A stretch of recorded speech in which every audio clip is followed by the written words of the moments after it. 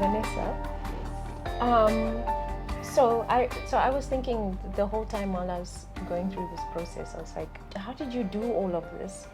But then now what I'm thinking after we've just gone through the last 2 days, what are you thinking and how do you feel like when you reflect on the last two days, how do you feel about finally this event has happened or this convening has happened? And you got all these really good people to come and talk, and a lot of people have received lots of insights and help for their organizations through this. How does that make you feel? Overwhelmed.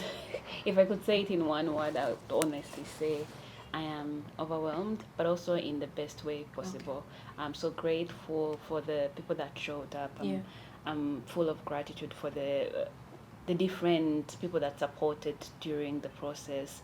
VUSC, the Muscat Foundation, that funded the whole event, and VUSC that made sure that they would use their connections, their network to get some of the people, and also my network, the people that believe in the work that I do, that showed up simply because they knew me. I could say in 2 words, overwhelmed, but also very, very, very grateful. Yeah. Proud?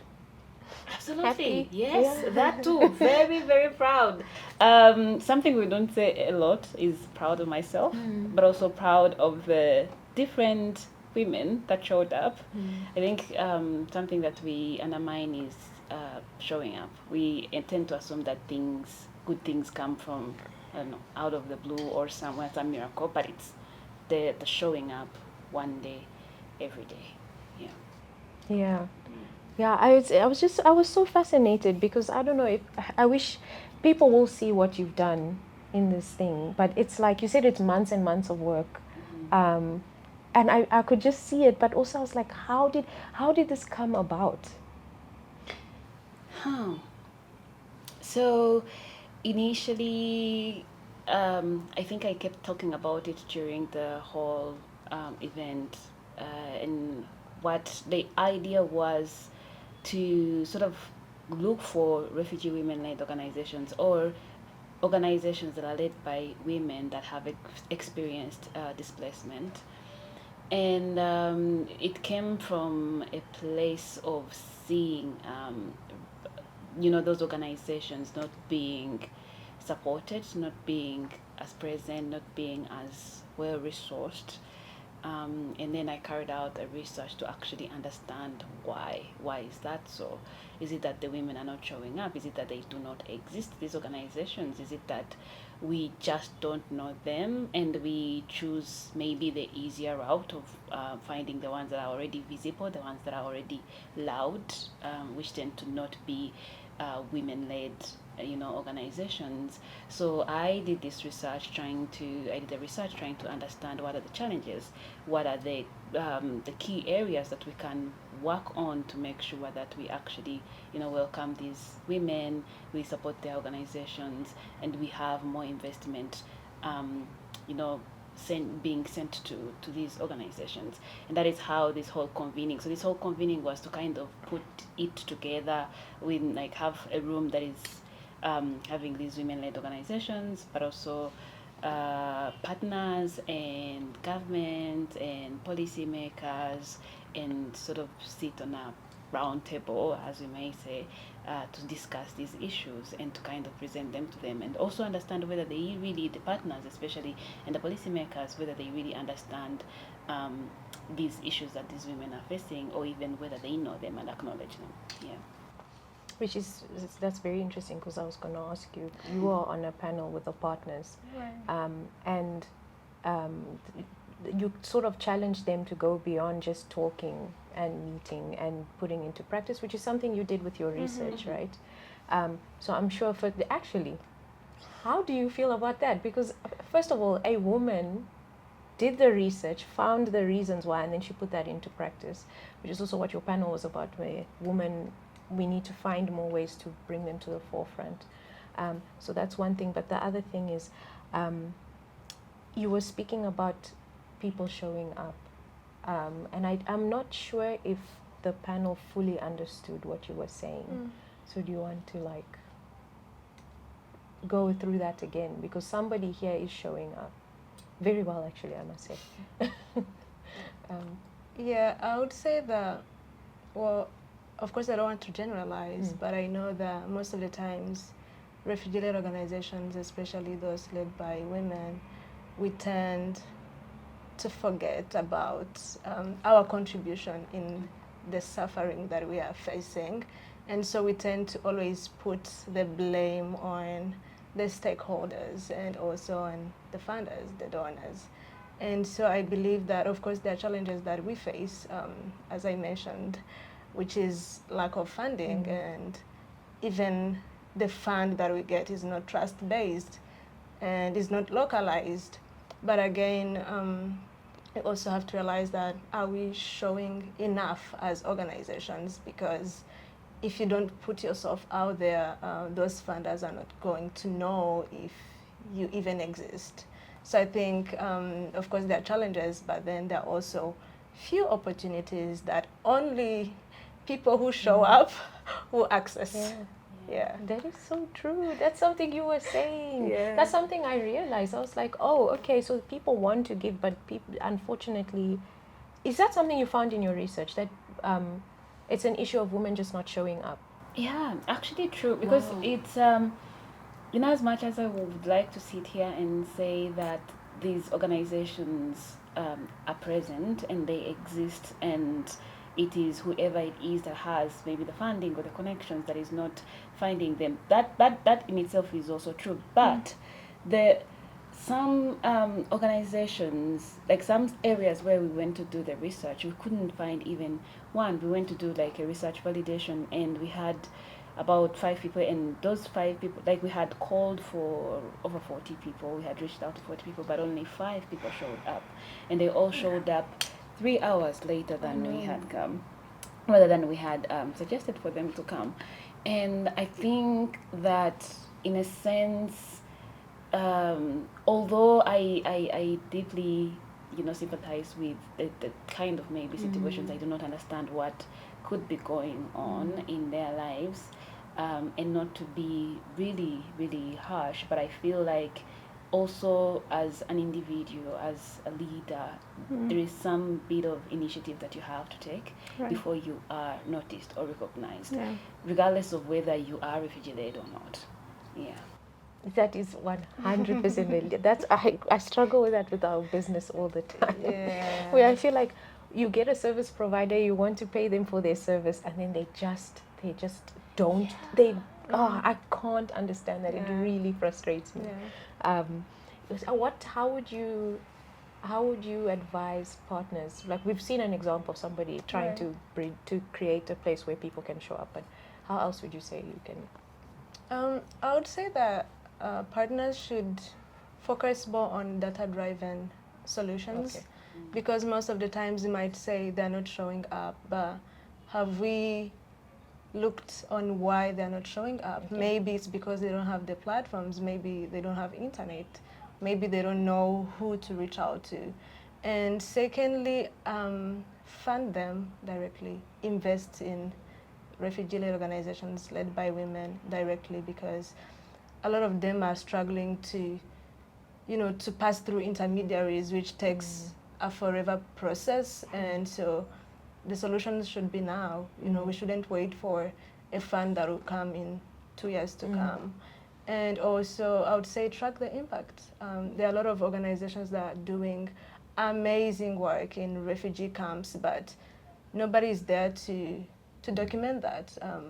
Nobody is there to say, oh, they're doing this. So track the impact, and then, be with them and know what they're facing. Would you say they should fund me because my solutions are, database? Absolutely. They are visible, they are tangible, you can see them. The whole research about it. I actually think that maybe that's why you had all these people just make time to be at your event, because you did the research first, then you showed them this is the problem, then you're like, okay, here's a solution.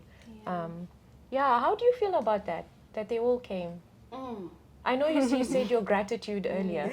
Yeah. But like this, I mean, I don't think it has already, like, I need to after process. this, to process it, to marinate in it, to kind of think and be like, I still haven't felt the magnitude of what this has been like. Right. Maybe 2 weeks from now, I'll feel more proud of it, and sort of see, Solange said in her post that we are tired of being resilient, and it is true because it is true. It is, but I think that this event kind of displayed a lot of resilience from me, my team, Right. from Deline, who couldn't be here with us. But I feel very empowered, not a word that I like to use, but very empowered because I've been given a chance to lead. I've been given a chance to demonstrate what I could do.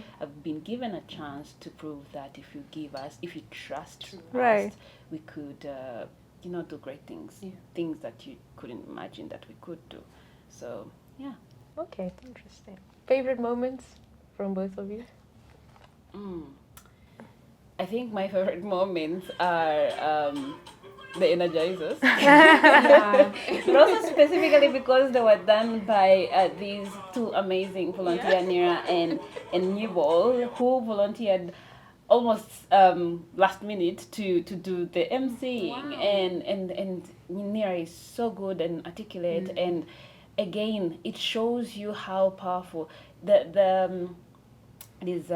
Isaac, whom we all know, who says that we are not refugee leaders, we are leaders. Right. And that in itself kind of I was reminded of that because of seeing Nira and how she was good at her craft, and when the photographer stepped out, she took initiative and started taking the photos, and she's engaging the crowd, and she's, for a program that she did not, plan herself, she already knew how to support and what to support in, how to engage people in a meaningful way that could give us data that we could use to report.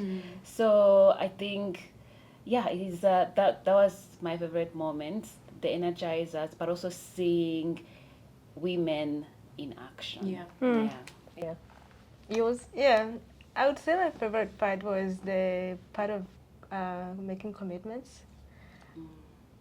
I was amazed by the commitments that were made by women, in the room, doing certain things, funding a certain program, doing a certain impactful thing. That was really amazing. So it showed me that we are not just beneficiaries. We are already doing the work. So we are eco-partners. We are already solving. So we just need holding hands and we keep going. I think I will have a question for you as well, even when you've been asking questions. You came from far, really far, to attend this whole event, and I just want to hear from you whether you had like any, fun moments or moments that are memorable for you. Yeah, for me, and whether the journey was worth it. That would be something that I would like to. Yes. So when she says far, it's definitely. The one moment I really liked was when Michael said we need to move the conversation beyond towards how can refugees get citizenship.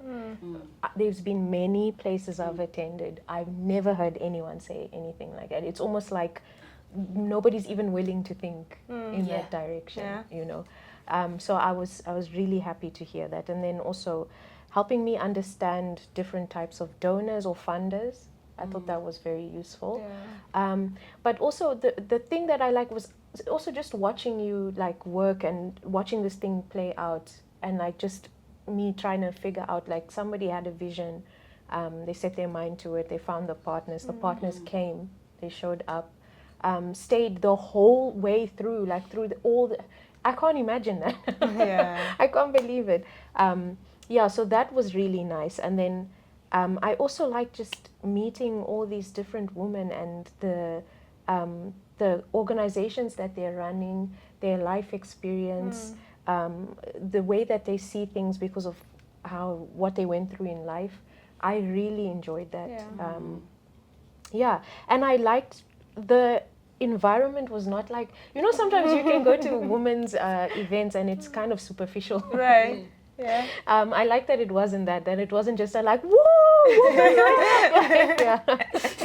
Yeah. It was actually really cool, and I like that you included different ages as well. Oh yeah. Yeah. So those are my favorites. Ooh, I'm so glad to hear that. Yeah. I think one thing that you say that I can sort of re-echo is, and that I saw in this whole process of getting this event to happen, is the partners that showed up.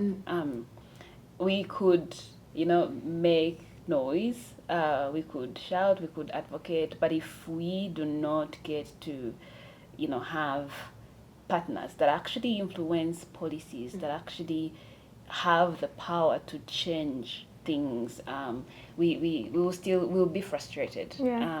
And I am really, really, like I said in the morning, I'm very, very grateful. I think I've already said it again here, for WOSC and the Dream Project and the MasterCard Foundation. And like you said, they showed up in out of their very, very busy schedules. And out of all yours very, very busy schedules, you showed up.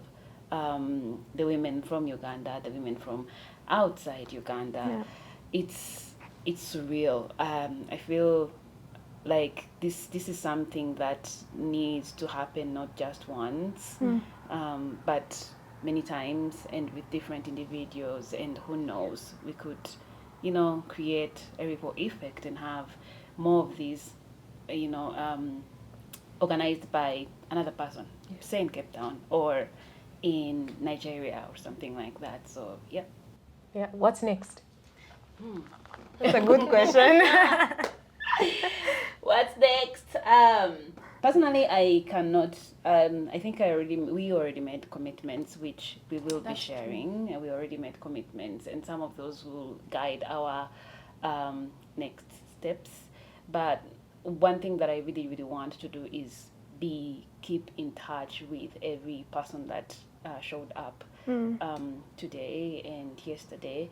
Every RLO, every organization, every business that showed up, I want to keep in touch with them. I want to, as I keep knocking to doors, and the doors that open, I want to have to be like dragging somebody with me. That is for me my next step, because my whole vision for my entire organization is to make sure that more women are supported, more women have the resources that they need to impact their communities. They're already doing that. They just need the investment, the trust. And that is what I'm going to continue doing through the research, through the conversations that I have with the different partners that have already trusted me, through the conversations that I am yet to have with the partners that are yet to meet me. So I think for me that is what next, and maybe you could tell us what you would like to see as next steps. She should answer that. I feel like this is, because this is what you were talking about. Oh yeah. I would say that this was also a reminder, not just for women leaders, but also to the stakeholders. So I believe that the next step should be putting into practice what we've learned. What are the steps are we going to take as leaders to access those funding? And the donors, the funders, what are you going to do to make sure that the fund that you're providing is trust-based, is localized, and to make sure that women are fully supported and fully engaged? 100%. All right, thanks, guys. Thank you very much. It's been nice. It was amazing. We danced, Yes. It was fun, and it was fun meeting new people. Just like getting to, sometimes we think that the network that is important is the network that, it is very important to be networked with the people that have money, but also it's very good to have like a peer network. Blooper. Right. The first one, Michelle. Yeah. What does leadership mean to you? What does leadership mean to me? It's an act of being able to serve others while also understanding how best you can serve others. So it's not coming like, I think these people need this, so I'm going to force them to accept my version of what they need.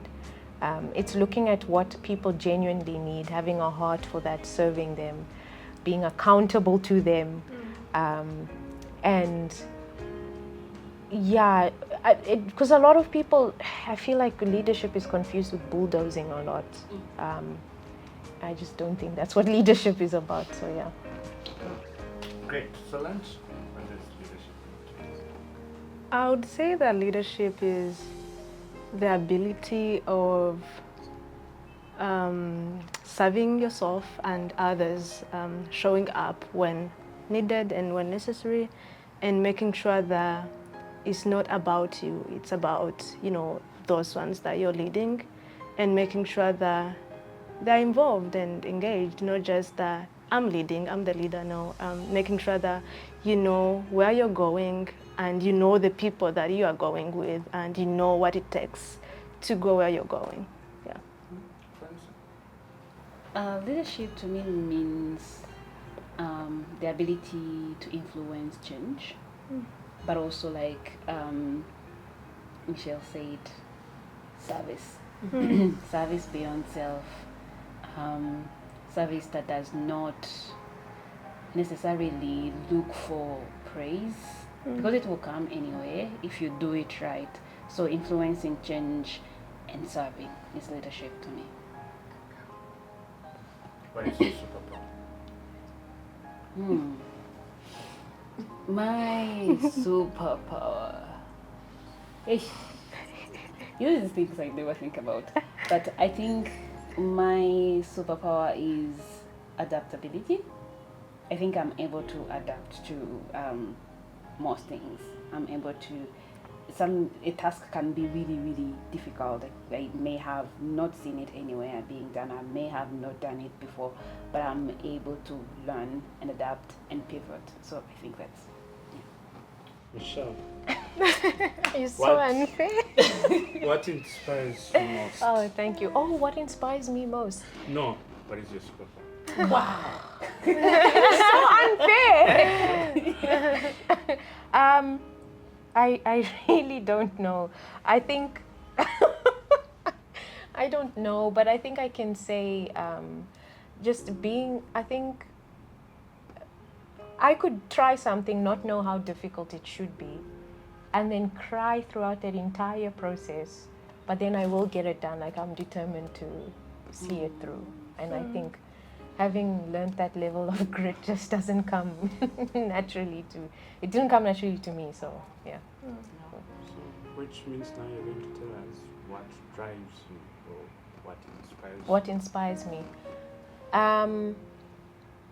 What inspires me is I really admire people that sort of figure life out for themselves and live according to that. I get inspired a lot by artists that just create their own artworks and really feel proud of it, and it's not about what other people think, it's really something that's important to them. I'm inspired by the amount of dedication, this one is the most, the amount of dedication and hard work that sportsmen and women put into their daily life and job. I really admire sports people. I think that there's something that they coaches tap into their brains. Honestly, to become so good at something, and to put all your time and all your work in that, and like every day, no matter how hard it is to do it over and over through injury, I think is incredible. So yeah. Solange, looking at yourself today, Yeah. what makes you proud of yourself? Oh, that's a great question, and I would say seeing where I came from, a refugee camp, and how far I've reached, being able to pursue higher education and being able to advocate for the rights of refugees and raising their voices, and now being an inspiration to other young refugees, especially girls. I think that's something that I'm really proud of, and I can't take it for granted. You said where you came from. Give one advice to that younger self who was there. An advice, change is possible as long as you want it to happen. Vanessa, what's one advice are you giving the young Vanessa? I would say it's going to get really, really, really hard before it gets really, really, really easy. Yeah. Michelle. Young Michelle. Younger me, don't be so hard on yourself. Yeah, like start to celebrate little achievements. It's okay, things like that. So, yeah, but now you guys are doing amazing work. So, what is one thing you're changing in your community, Vanessa? One, I'm changing the narrative around refugee women-led organizations. So, which is why I had this whole event planned to make sure that these people are seeing that we have power. We have an untapped resource that is women-led organizations. So I'm changing the narrative. Hopefully influencing change and influencing more resources going to these organizations. So yeah. Solange? I would say that I'm changing the narrative around the refugees are just vulnerable people. I think I want people to see that being a refugee is just a label. It doesn't make you any less.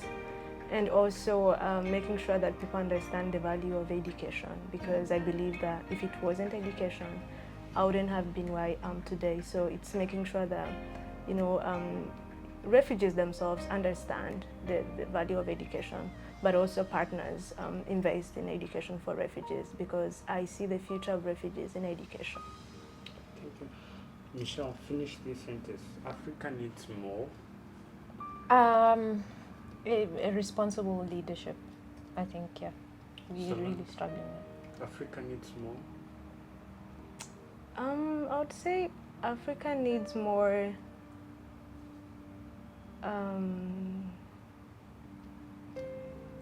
young people who are leaders. Africa needs more. Trust in their ability to solve their own challenges.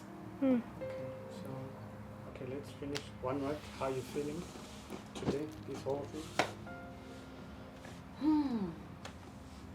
I don't know. One word? One word? Okay, yeah, please. Just go Throw a ahead. word and then you. Grateful. Hopeful. For me, happy. Yeah. Yeah. Thank you, guys. And very exhausted.